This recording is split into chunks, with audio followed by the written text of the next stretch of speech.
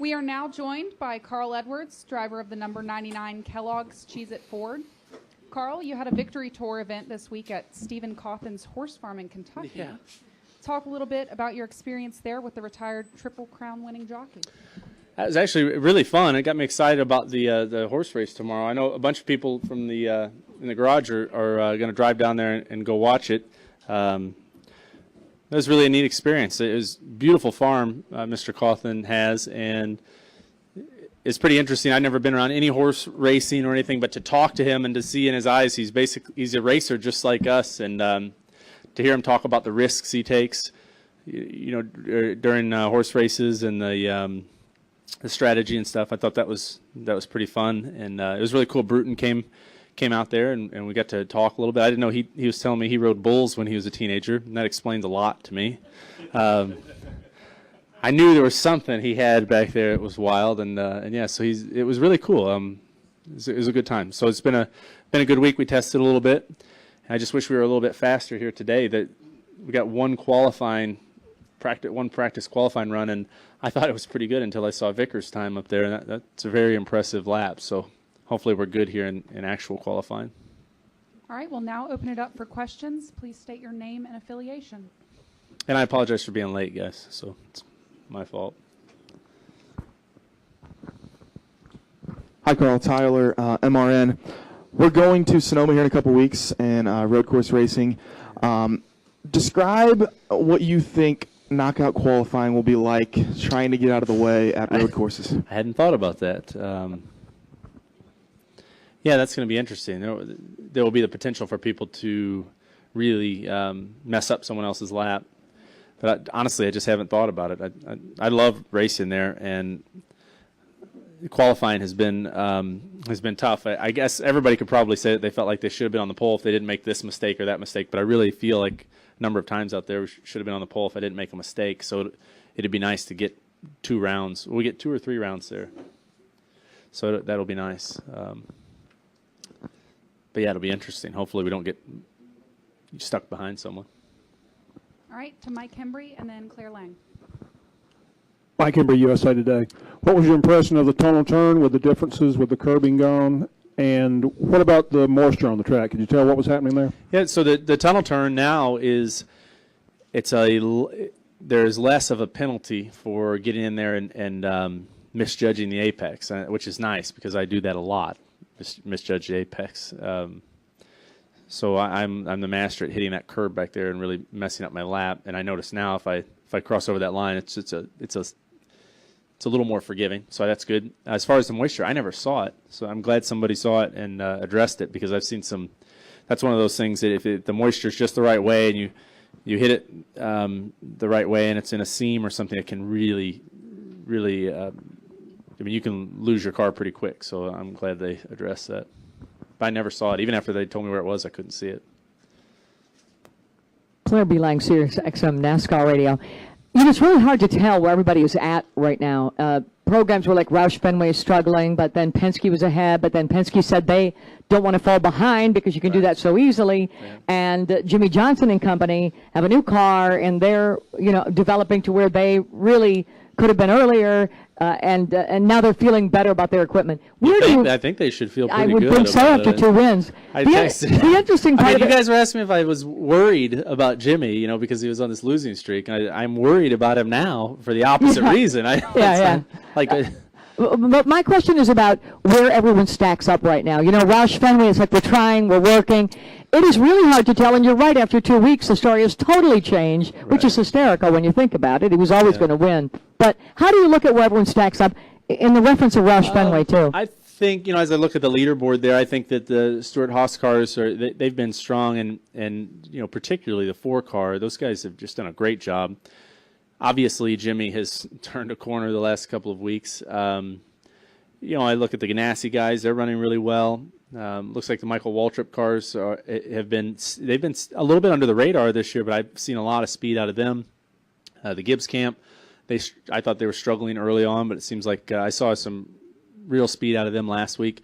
Our cars, we've basically had the same struggle all year. We're working on addressing that. Fortunately, we have time to fix it, hopefully, before the chase. But I'd say that I'd say there hasn't been a lot of shift in the field, but at the end of the day, now is the time when you have to think about, are we going the right direction performance-wise, or are we going the wrong direction? And so, that's what everybody's got on their mind, is how do we be the best we can so that you crescendo or you peak at Homestead. I mean, that's what you have to do. Right.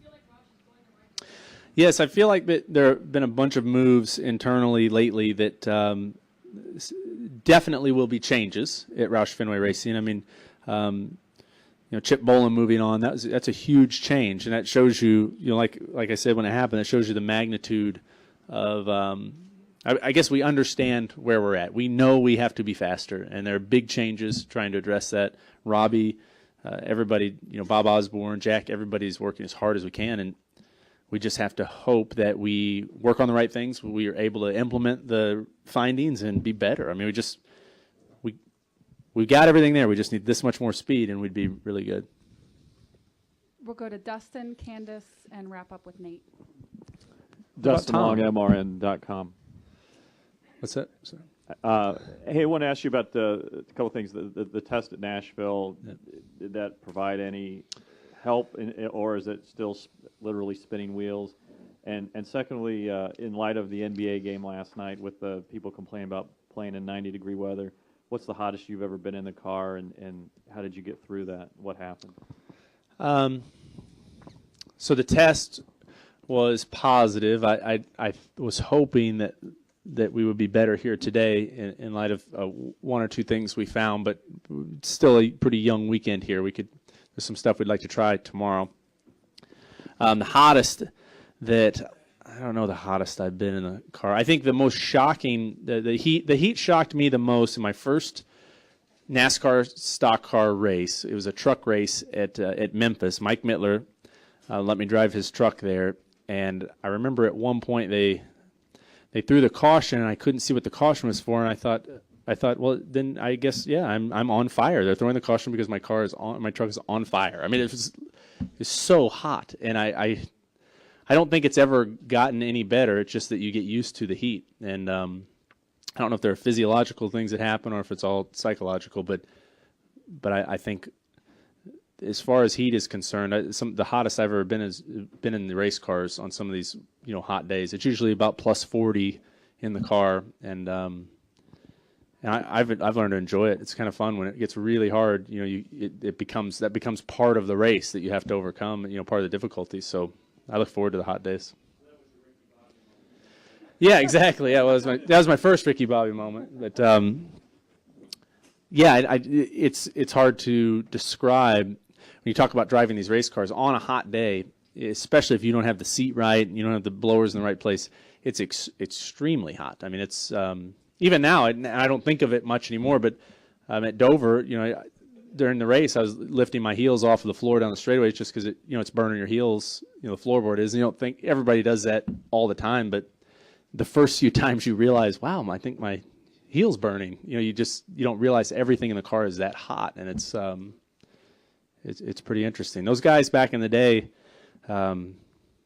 without the fans and the ducts and the those were some men, and that's tough. It had to be really, really hot. Candace Smith, drafting the circuits. I'm over here. Hey, Carl. Hey, how's it going? I'm good. How are you?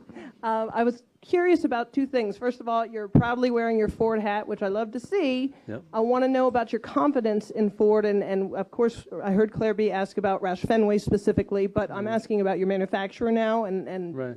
your connection there. Second question, real quickly, is any interest in taking the children to see the quarter midgets here? Because I know that's why I asked Jeff Gordon and Jimmy Johnson. Just curious if it's something you thought you'd do with your children. So as far as Ford, I'm really proud to represent Ford. I don't think I don't think anybody makes better cars than Ford does. I think they really care about their products. They definitely care about racing. I mean, it's part of their DNA. That's what we talk about. I mean, the company is based on auto racing. And as far as their contribution to NASCAR, it's immense, and it's right now it's yielding really great results from the Penske side. I think as a group we just have to step up our performance at Roush Fenway to to be representative of Ford's contribution. So I'm really proud to drive for Ford, and I think they do a great job. And yeah, as far as quarter midgets and stuff like that, people, I was really fortunate. My parents, they didn't push me into racing at all, but they supported what I wanted to do. And I think it's really cool to see those kids out there having fun and enjoying racing. And yeah, I've seen that track driving over. It looks really neat. So we'll see what happens. Oh, reasonable dinner. Are you catering it or something, or what? All right. Yeah. Cool. And we'll wrap up with Nate Ryan. On your right, Carl. Nate Ryan, USA Today Sports. Just to follow up on what you were saying about Jimmy, you kind of have a unique perspective on that from 2008. I can remember the head-to-head battle you guys waged for the championship. I remember at Atlanta, I think in particular, you were kind of like, you got out of your car after winning the race, and he finished second, and you're like, where did you come from?